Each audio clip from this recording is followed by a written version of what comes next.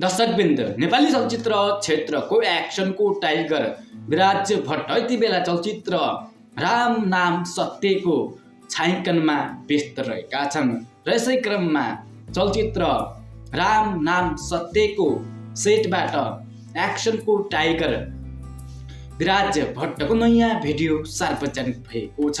आज म यही कुराकै बारेमा परिचर्चा गर्न गइरहेको छु।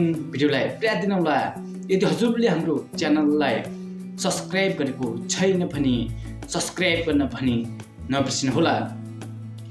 दर्शकवृन्द, नेपाली चलचित्र क्षेत्रमा माइकल चौनको निर्देशनमा तयार भइरहेको चलचित्र राम नाम सत्यको लामो समयदेखि एकदमै धेरै चर्चा भइरहेको छ।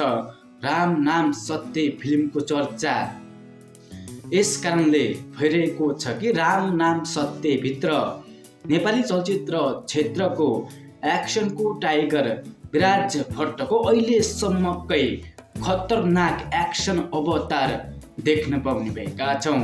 जस कारणले गर्दाखेरि यति बेला नेपाली चलचित्र क्षेत्रमा चलचित्र राम नाम सत्यको चारैतर्फ एकदमै धेरै चर्चा भइरहेको छ भने राम नाम सत्य चलचित्र हेर्नको लागि दर्शकहरू एकदमै धेरै प्रतीक्षामा बसिरहनु भएको छ।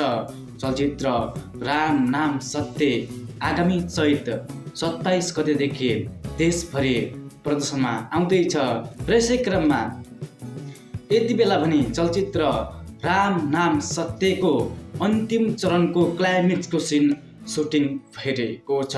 यसै क्रममा चलचित्र राम नाम सत्यको सेटबाट नेपाली चलचित्र क्षेत्रको एक्सनको टाइगर विराज भट्टको नयाँ भिडियो सार्वजनिक भएको छ।